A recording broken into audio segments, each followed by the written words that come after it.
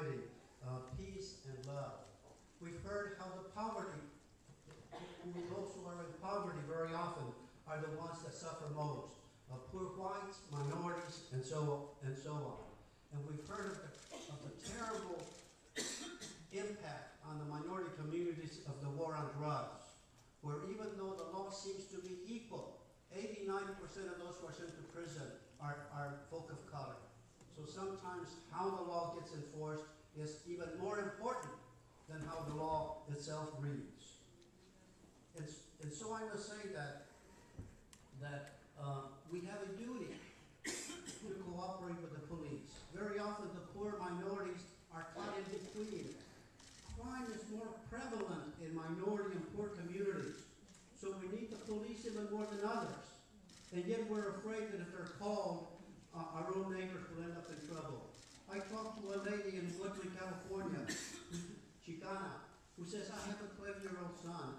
I'm afraid every day that he'll be picked up and be accused of being a gang member. It's practically impossible to prove that you're not a gang member. I've seen the list that's used to show that a person's a gang member. I'm telling you, everyone could be identified as being a gang member. So how do you show that you're not a gang member?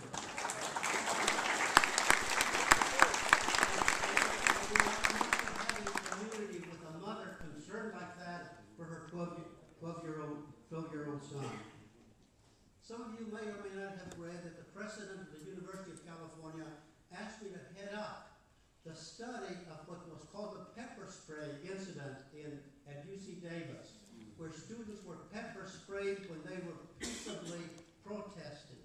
And it became worldwide news. I have a friend who was traveling in Italy, and he says, what's happening in Davis? They had a report on that in the news in Italy. You know? And so I was asked to investigate that. During that time that I met with a lot of experts, as you might guess, I particularly, incidentally, in our study, we found that the police should not have sprayed. We found that the chancellor used bad judgment in terms of what she recommended be done. We learned that those around her didn't say to her, Madam Chancellor, we think you're wrong. You ought to do this. So in a way, everybody failed in that process, from the highest to the police chief, to the lieutenants, to the officers. And were it not for cell phones, our investigators found something like 160 cell phones that they were able to put together and show us exactly what had happened. So when the police said, we did what we did because we were scared, because we were surrounded by students, the cell phones showed that in fact there was a lot of room for them to walk out of there if they wanted to. There was no necessity for them to take the students on a certain sidewalk as the only way to get them to the police cars after they had been arrested.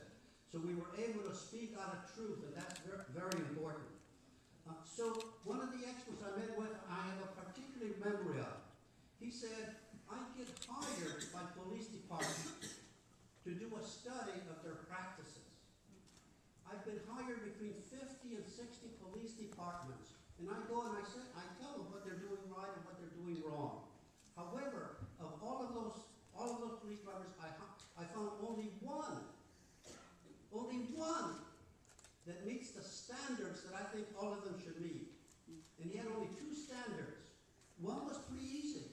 And I think many officers, most officers, do that. One, obey the law, and two, follow the instructions that you have in your own police department. So the second one was the one that he said only one met that standard. The standard was this, that if an officer does something improper, doesn't follow the law, that will get to the supervisors of that department. He said only one met that standard. And the reason, and we talked about it, the reason that standard was not met is that, sad to say, among police departments, most police departments, there's a sense of protecting one another. So if nothing has gone wrong, you can expect truth. You can expect them to be upright, etc. But if something has gone wrong, where one of their fellow officers could end up in jail, could end up being fired, could end up being disciplined, sad to say only one of all those met that standard. Sometimes it's called the bunker mentality. The police feel, we're against the world. We've got to protect ourselves. That's really the problem that we often have from the folk who spoke here this morning. So